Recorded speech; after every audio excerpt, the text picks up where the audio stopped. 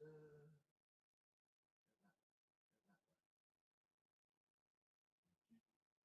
welcome to 9-9.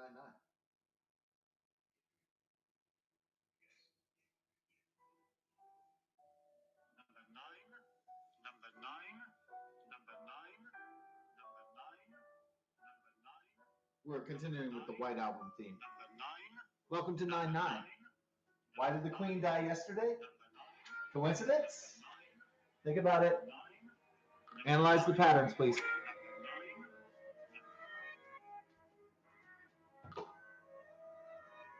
So maybe if you use your critical thinking and mental skills, you'll be able to find a solution to the issues here.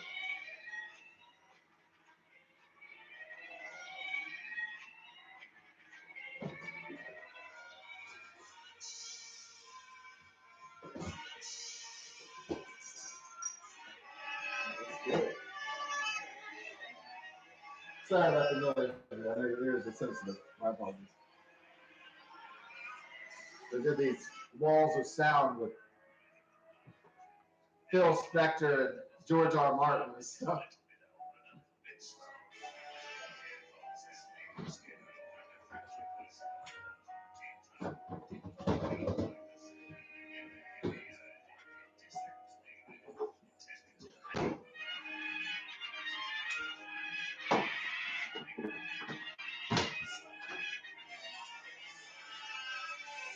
Oh, you want a button?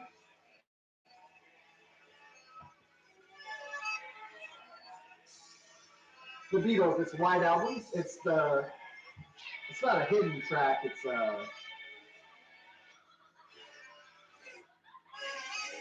on there. Number 9. Number 9. I just remember that part mostly. I don't remember the chickens and the voices and all that backwards the record.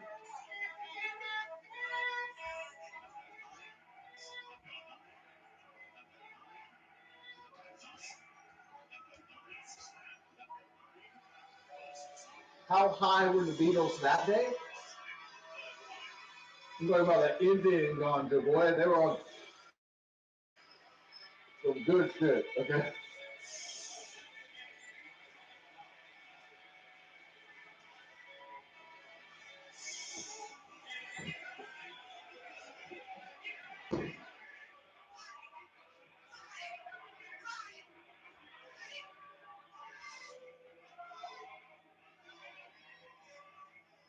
This iPhone 13 Pro speakers are fucking badass, man. That shit's almost like a. He just yelled in the microphone while he was stoned or drunk. He's like, ah! That's hilarious. Dude.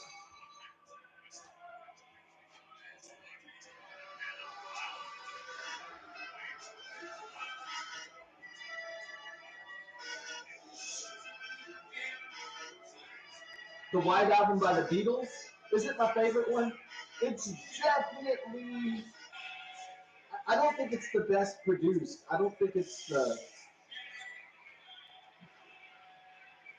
I would say that's Revolver or. I would say as a Beatles fan, the most creative and expensive record is Revolver. But this double album is, for a long, really long extended play, is fucking excellent.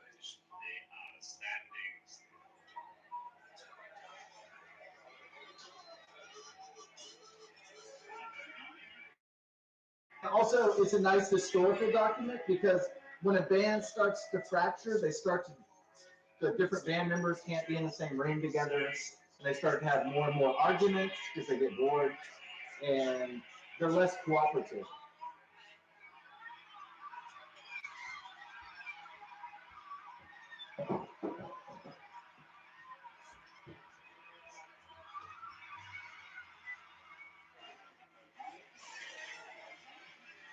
Number 9, number 9.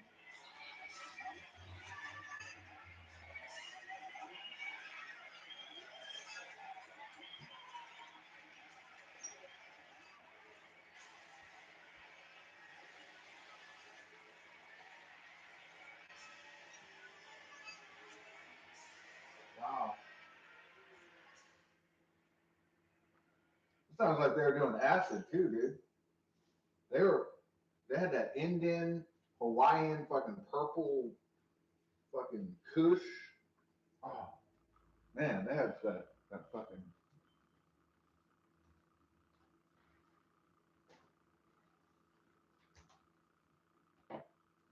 Don't need a Glock 9 to survive today's social upheaval. Why is the upheaval so bad? I think it's socioeconomic. I mean, honestly, like people are upset. It usually has to do with money. Period. Somebody's got a bigger house than you. You don't. Social unrest. Hence, therefore. I mean, it's not like these guys are fucking sharing. It's not like Jeff Bezos sends you an extra check in the mail, right? When you're struggling to survive. It's not like he's like, oh yeah, I'm not going to spend $1 billion on Amazon Rings of Power. I think I'm going to send out my billion to my people, to the people out there, Amazon consumers and my customers. I think I'm going to reward my customers. I didn't get the check. Did you? See, that's the problem. They're taking everything. They ain't giving back. Oops.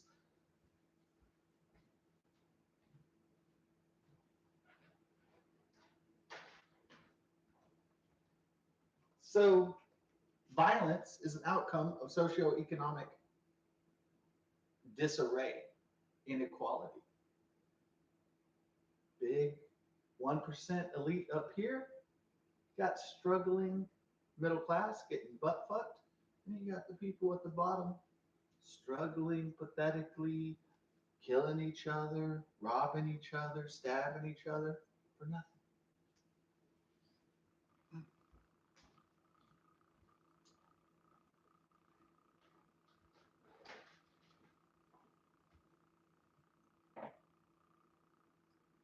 Do they storm McBillionson, Big Daddy Bezos' house and say, "Where's my shit you stole"? Do they go into Mark Zuckerberg's compound and say, "Remember that shit you stole from me, bro? Remember that all those years you stole my life away?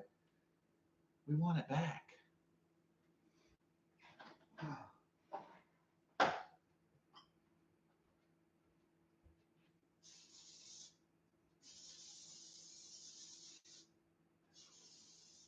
So it's like, Zuckerberg, you sold us out, and you also, yeah, that's nice that you're windsurfing, but here's a gun to your face. How do you like that? Here's a knife right near your face. How do you like that one?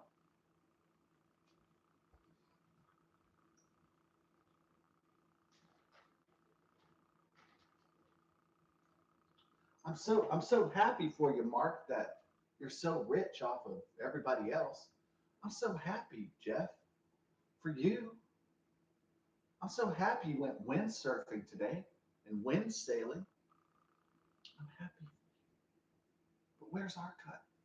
I don't remember the trickle down economics. I don't remember that part.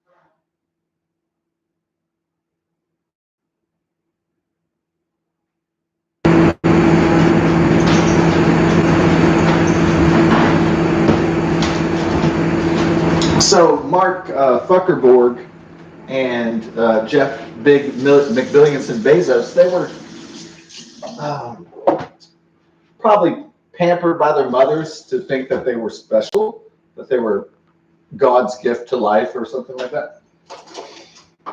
And they grew up with that mentality. So instead of like sharing with the other kids the Legos and the blocks, Mark Zuckerberg and Jeff Bezos were like, "Oh no, I'm not sharing with these other kids. They're not as good as me. I'm keeping these Legos. This is mine. This is not to share with the other children." So that's what kind of kids they were.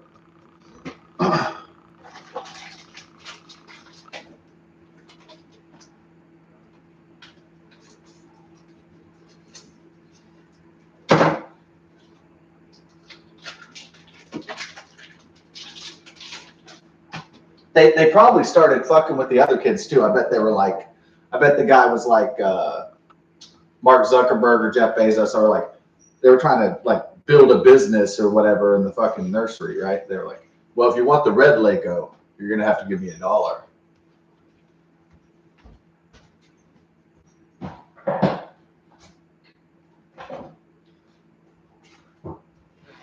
They were like, Tommy, give me your lunch money or you won't get the blue Lego and you won't be able to build your castle. I'm Jeff Bezos, bitch. And he went, right? Something like that.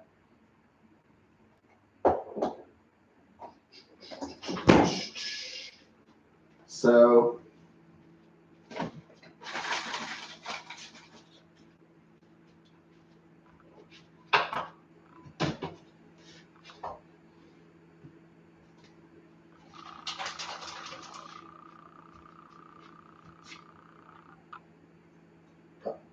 you want to do like, yeah.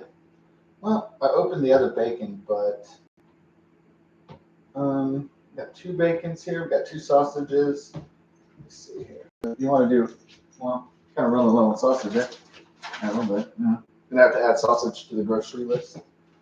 Indeed.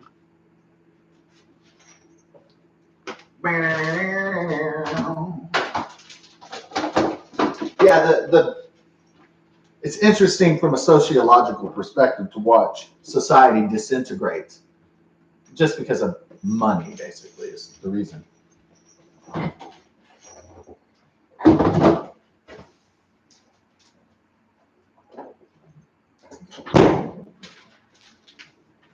I mean, the crime crisis is accelerated by the Biden-Harris administration because without division, they cannot control. So their old strategy is divide and conquer. That's it.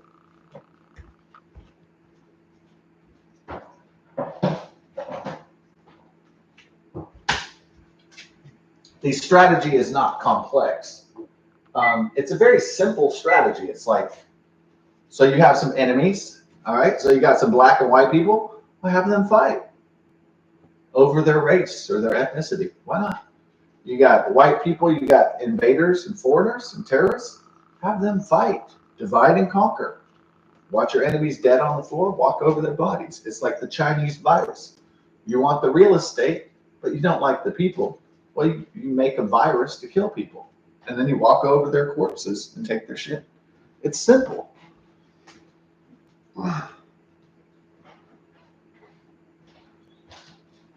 Now, biological mechanisms and viruses and biomechanical mechanisms are not simple. Okay, being able to engineer a virus is not necessarily simple. Okay, to make it in a lab and to make it into a biological biogenic weapon, but that's what the Chinese Communist Party does. They're looking for ways to take your shit, but not deal with you or me. If you have a biological weapon, it's easier to take people's shit. You don't have to deal with does that nuclear and fallout and all the nasty stuff.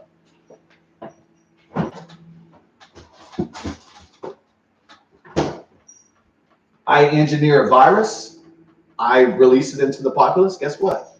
I get to walk all over your corpses and take what I fucking want.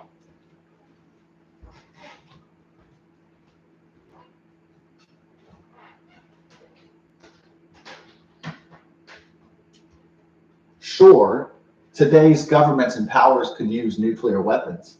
Yeah. But there's cancer and fallout. There's horrible things, having to go into a charred city with radiation, right? And you get cancer, gross, and it's really nasty. Then you wither away and then you die. But the biological weapon, what, you got to clean up some corpses? So what? You just put on your hazmat suit, go in with your Chinese army, and you're good to go. You got the city. You got the city of Houston, for instance. You got Texas. It's like, look at all this arable, beautiful land of Texas. This sprawling American, fucking gorgeous place,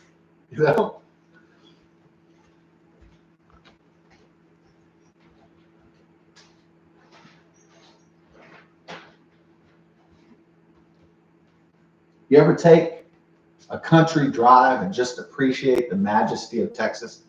You ever go down a country, like a wilderness, old dirt road, like Jason Aldean, just fucking go to some old Texas town and look at the pastures and the trees and the green and the hills and the lakes and the rivers and just take it in and just appreciate it.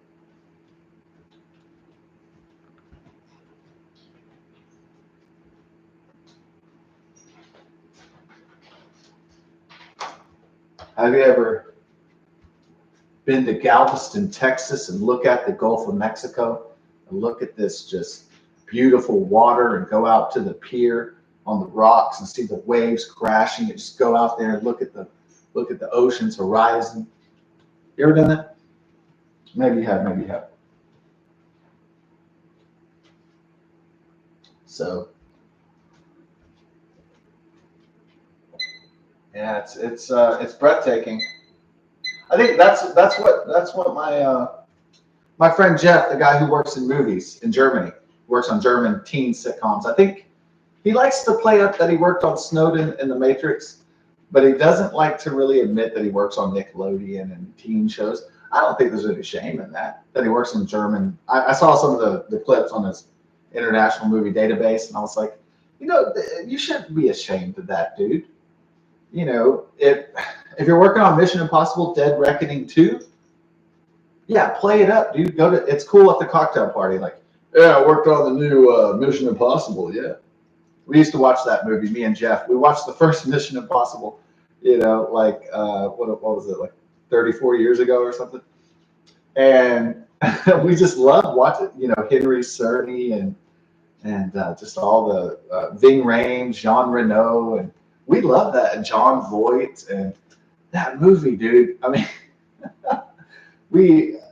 I guess we appreciated that it wasn't just a dumb action movie, that it was really complex. It was like Christopher Nolan before Christopher Nolan, It was like kind of intelligent and stuff. We kind of like that.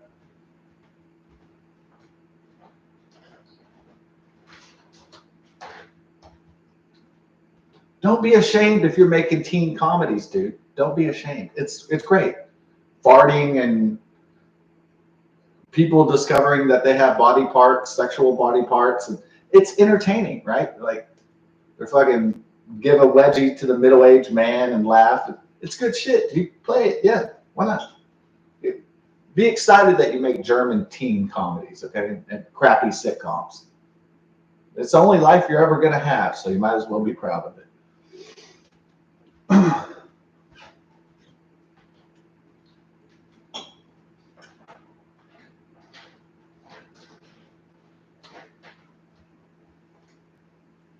So be proud of yourself. Be proud of your thing.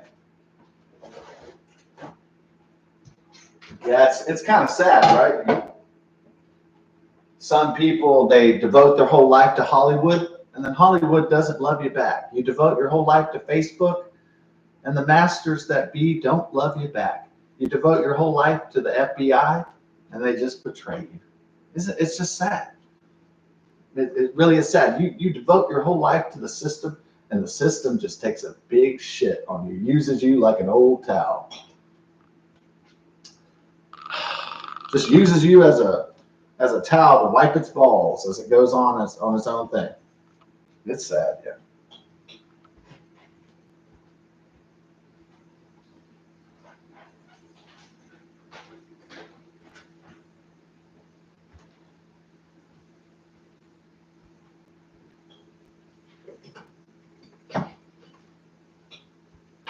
But that's what happens sometimes. You give your whole life to an institution like Hannibal, Thomas Harris novel, and they just shit on you.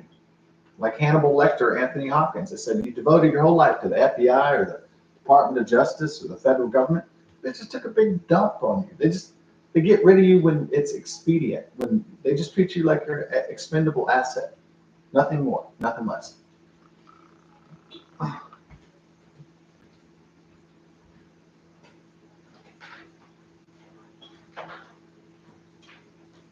These institutions, they just want to make you into a number. They just want to make you a little cog in the wheel of their machine. They don't give a fuck about you or me. They just want to use us as to run their engine. That's it. If they invent artificial intelligence or robots or androids to run their machine, then they'll get rid of us entirely. Not in a militarized sense, but in the sense of the technology outpacing what human abilities are. So that's something to look fucking forward to. If you hadn't stuck the 45 in your mouth yet, well, you're getting close.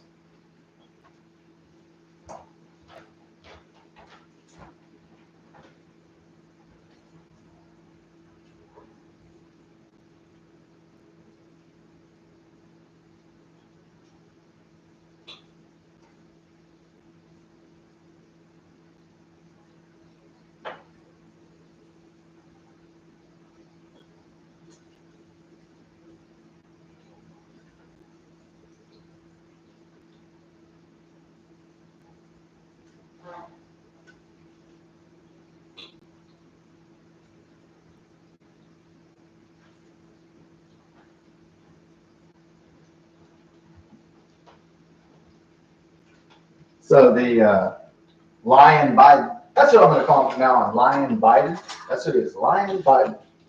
So Lion Biden, when he does his speech for the midterm elections to try to convince people not to vote Republican, um, because the Democrats are the good people, all right, the virtuous good people, for the people and the planet and for the equity of the diversity of the wokeness. Also spending us and our generations into oblivion. Every day I don't work. Every day I don't work. I don't pay for the war in Ukraine. Every day I don't work. I don't support the feds. Every day I don't work. Is it hurting me? No, it hurts them more. Because they don't have that revenue for the war machine anymore.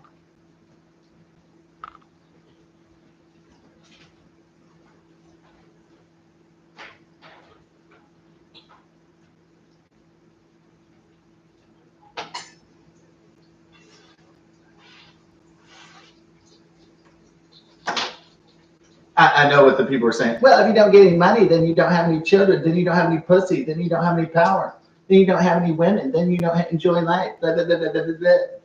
Yeah, but they don't get one fucking red cent to go fight the next military industrial complex fucking war either, do they? Nope.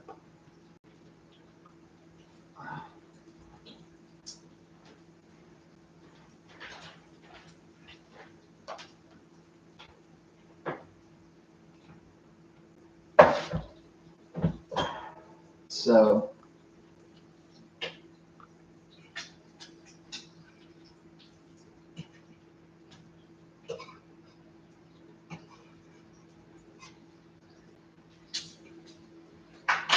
maybe certain American citizens have forgotten about personal sacrifice to achieve a higher goal, even through pain and suffering and misery.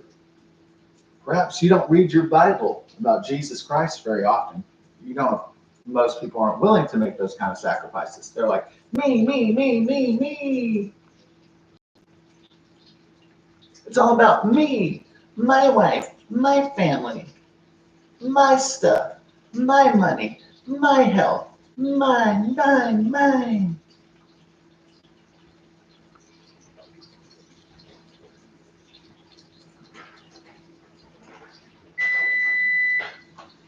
So that's how most people operate in postmodern society, and especially in the United States of America, but around the world, basically. In a nutshell, human nature. That's fine. Well, if I don't procreate, then there won't be the next generation. But then I won't be represented, or my family name, or my genetics in the next generation. Our family will cease to exist. Like Marty McFly's disappearing picture in Back to the Future. Oh no. If I don't exist, if my family don't exist, then I guess no other human civilization or people will ever exist, because I'm so important and my people and my namesake are so important that it must carry on. The show must go on. Maybe, maybe not. Sure. But you're not getting a fucking dime from me to go fight your fucking wars in Iraq and Afghanistan and Ukraine. You're not getting 1 percentile of, you're going to get zilch, zip, the feds, the Biden-Harris administration. You're going to get dick all. Shit, nothing.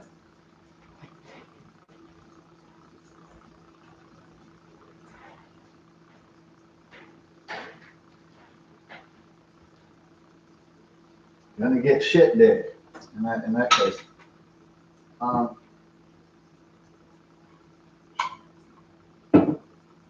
You know that guy that's out there on the street doing crime right now and he's under the bridge and he's smoking crack? That's what you're going to get. You're going to get more of those people. You're going to get more of those young men disgruntled, angry, out there, causing chaos and crime. That's what you're going to get. So Biden-Harris administration's like, the MAGA party is the party of violence. I didn't go raid some former president's home. I didn't go raid Jeff Bezos' house. I didn't go raid Mark Zuckerberg's estate, did I? No, I don't recall doing that. Did you?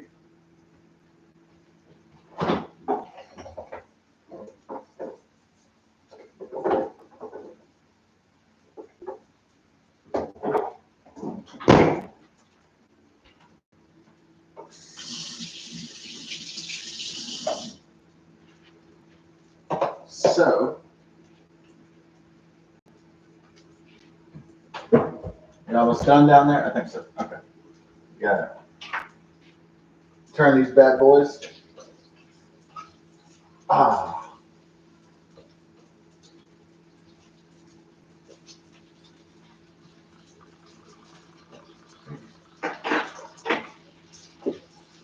Still not willing to make sacrifices for your ultimate goal.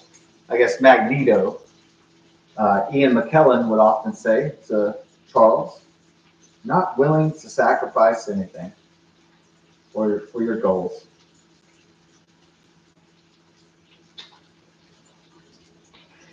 Still not willing to suffer a little bit to get to win the big game.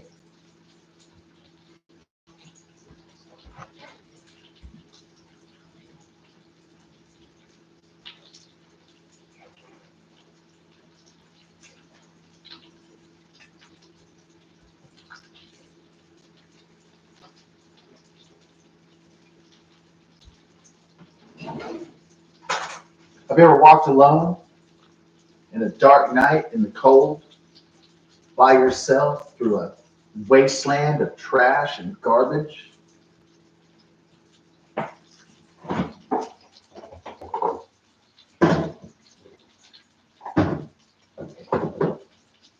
You ever walk through a raging storm to get to your third job just to pay the fucking bills? You ever do that? Any of you trust fund babies ever done that shit? I bet not.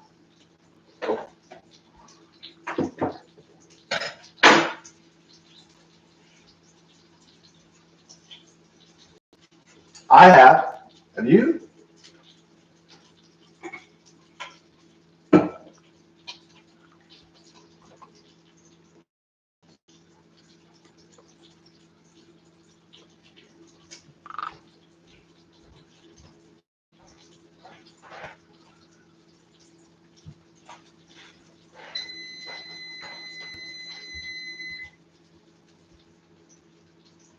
So I think violence is a product of socioeconomics. That's what I boil it down to, essentially.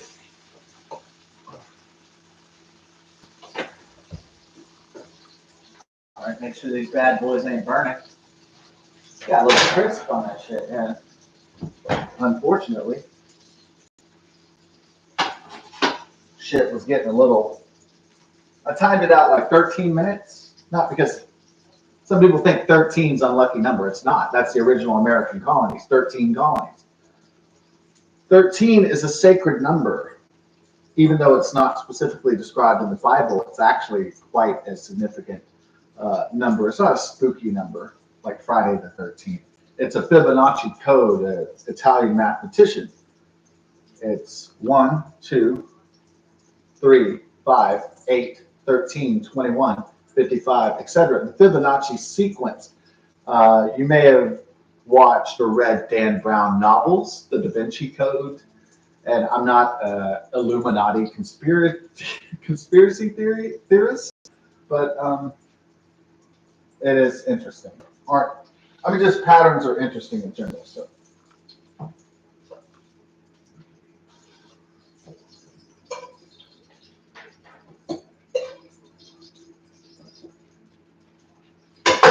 To a photographic memory savant like myself, all patterns are interesting, all of them. Whether they're geopolitical or language or numbers, or it doesn't matter what it is. It's all just semantics. It's how communication is transferred and how communication is transferred, described, communicated, and understood. So that's very important.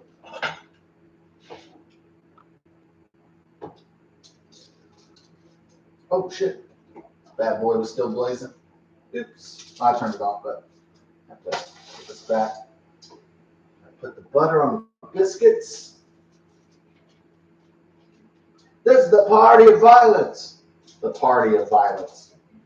So this January 6th bullshit. Okay. The Biden-Harris administration knew that people were questioning, right, the election. Okay. They knew that a massive Trump rally was, all right, inspired by Trump and his most fervent supporters. People that are going to get on the ground, going to put boots on the ground, if you will, and then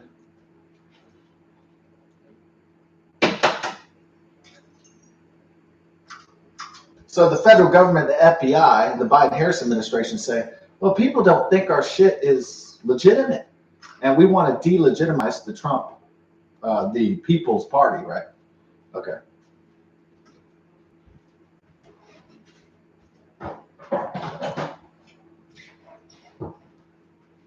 So we're elitist establishment bastards that represent the erroneous, corrupt swamp of Washington, D.C. So we got to delegitimize these MAGA folks, these 75 million people. How do we do it? How do we stage something? Well, the Washington Capitol Police and the federal government said, hey, let's just open up the Capitol. So they opened up all the doors. They knew the rally was coming. They said to their FBI agents, hey, over here, this is the bad guys. It's the feds. Hey, come on. And people took the bait like an alligator. If I went next to a bunch of alligators and I put a chicken, it's going to come follow me.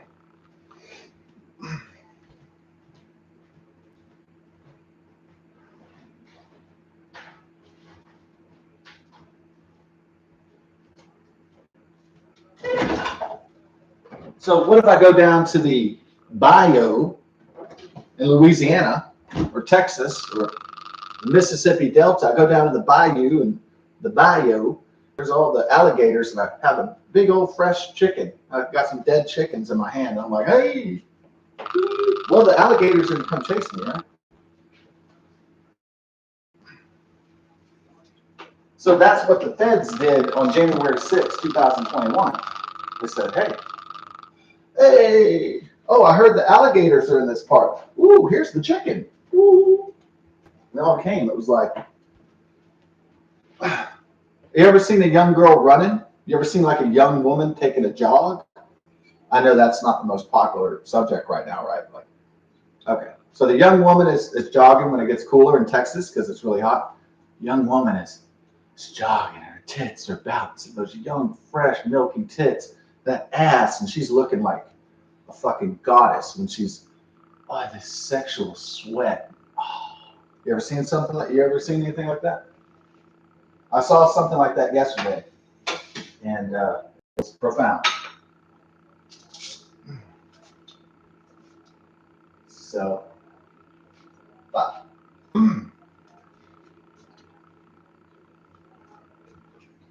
Jeeps and Javas, Palms, it's time to go serve the brunch. Okay. So I saw this girl and she was jogging and she was even doing that thing, when women wear like tan colors and she was kind of tan and she almost looked kind of like Pocahontas, sort of Native American, kind of like, Cherokee Indian, like kind of like my people. She was looking fierce, like a brown-eyed girl, but she was real sexy. And she was like athletic and she had this, sweaty body. And she looked at me like, oh, please don't come rape me. And then I looked at her like, ooh. I was like, whew, have mercy, girl. All right. So she's like, oh crap, there's a dude looking at me, right? And she's like, oh, I hope he doesn't try to come eat my ass. And then I'm like, whew, nice. I'm like, very nice. How much? Like we're at in the corner. It's like, are you 18? That's your ID. She's probably like 17 or something, right? Probably.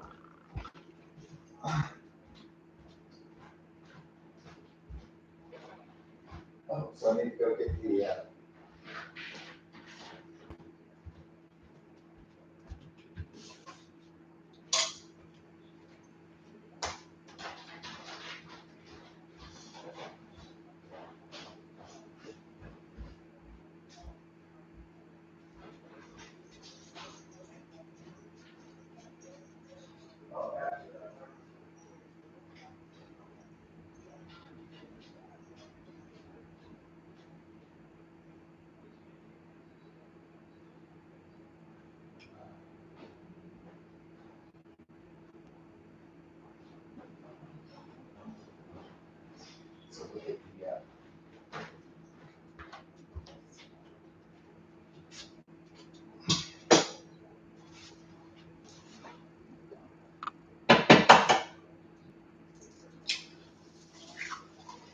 Unfortunately, my friend from high school went to jail. One overdosed on heroin, but another friend from Klein High School in North Houston, he has an affinity for underage women. Unfortunately, he's got the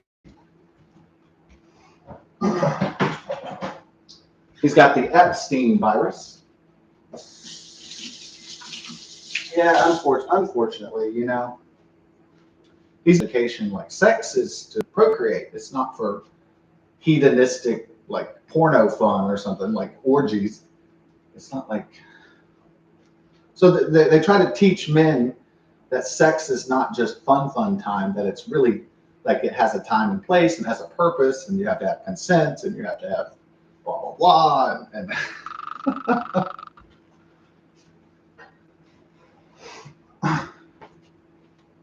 Can you imagine Jeffrey Epstein in sex education class? Yeah, that would be funny. That'd be funny if he's like, Jeffrey, when did you start using money and power to lure young girls into sexual positions? He's like, well, it started, right when I hit 30.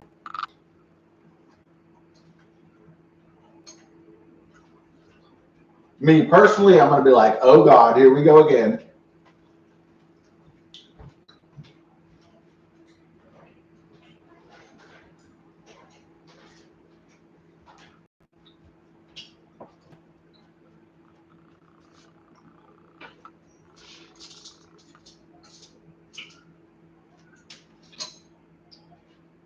So Travis is going to be like, hey, I was at this party the other night. And I'm going to be like, uh-huh. And what happened at this party of drunken and drug debauchery at this weed, beer, liquor party? Tell me what happened there. And he's going to be like, well, there was this girl. Yeah, oh, here we go. Yeah, she was 15, man. She sucked my big dick. And I'm going to be like, oh. If she reports you, you're going to go to jail, dude.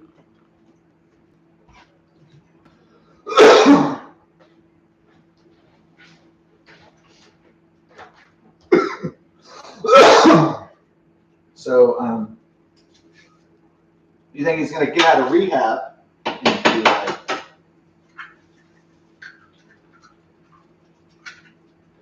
you think he's going to get out of rehab, and he's going to be like, "I've gone the straight and narrow of Jesus." He's going to be like, "I will never look with another woman with lustful intentions ever again," or any young. I mean, I guess if they can explain to him that this is for,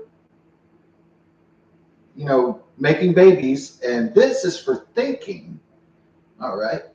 If they could describe to him this concept, maybe through enough Alex Drugan, Clockwork Orange rehabilitation, maybe. I don't know.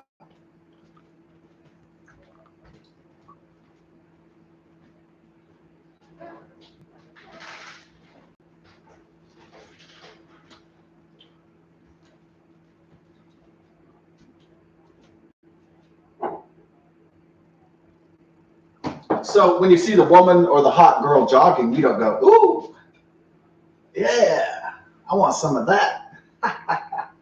If you're a rat going after the cheese, the dog going after the bacon, you're like, "I want that. Yeah, I want some of that." See, I might think, "Ooh, I want that. I want to taste that." Yes. But doesn't mean I go run after it. So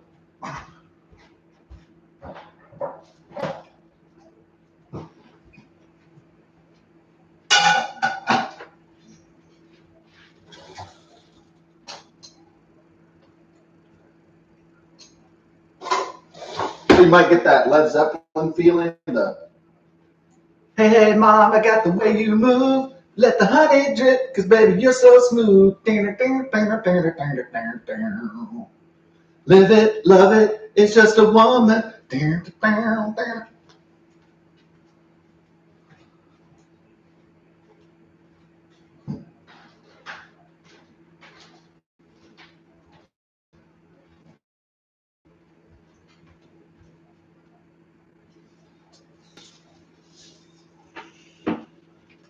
The men folks say they come to pray to the Lord when my baby is looking so fine. Hey, hey, what you gonna do? I got a woman like to stay drunk all the time.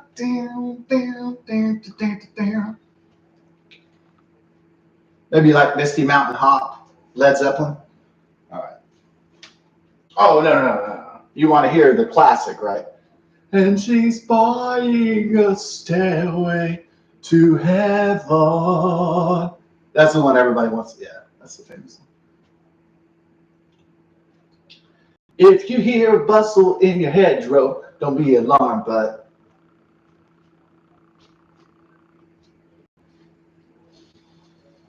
the road goes ever on and on, like J.R.R. Tolkien and the Lord of the Rings and the Hobbit. I don't know if you ever read that. Trilogies ever put to, ever made, really. I want to know the honest to God truth. It's one of the best works of literature ever in the history of Western civilization. It's up there. Yeah, some people like to talk about different series. I haven't read the entire Dark Tower series. Hopefully, the movie has, and the online YouTubers haven't ruined it for me. But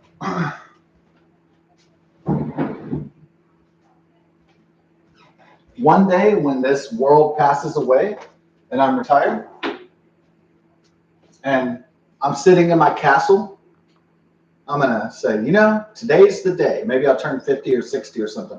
Say, today's the day where I don't care about the world or the famine or the plague or the next war or the nuke bombs or whatever. This is the day that I read Stephen King's Dark Tower series. I'm gonna read all fucking 7 books or so.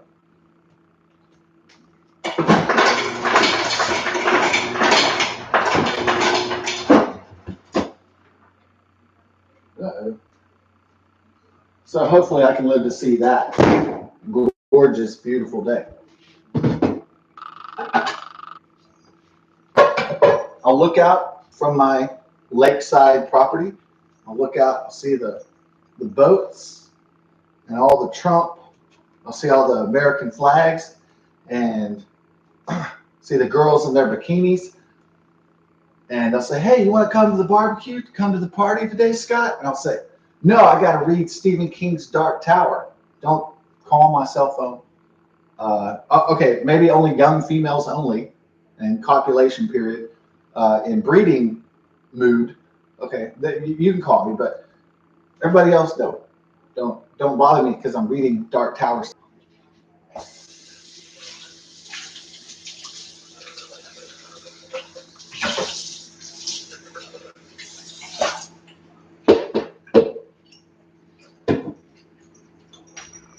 I'll look at my grand estate. Maybe I have a beautiful blonde wife that sees how I'm doing from time to time while I'm in the pool. I'll be reading.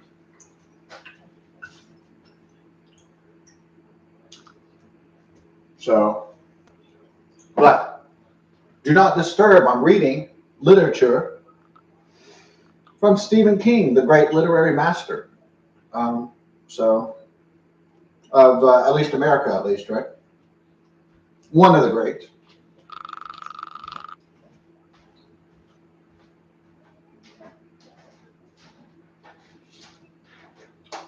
Maybe if I want to switch things up, I add some J.K. Rowling, and then I add some Anne Rice, some Tom Clancy, some Michael Crichton. Switch things up a little bit.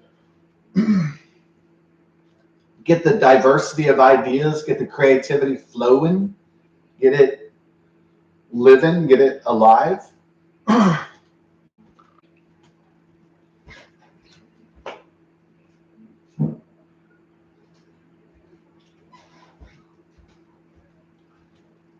So,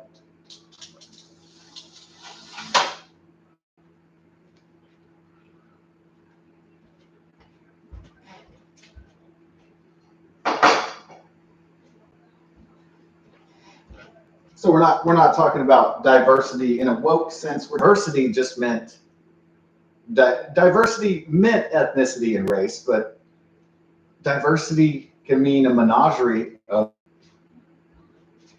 So,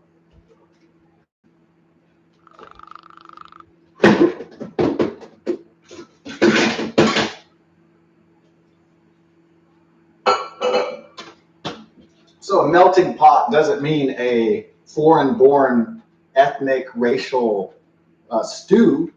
Sometimes it just means that you're making a stew.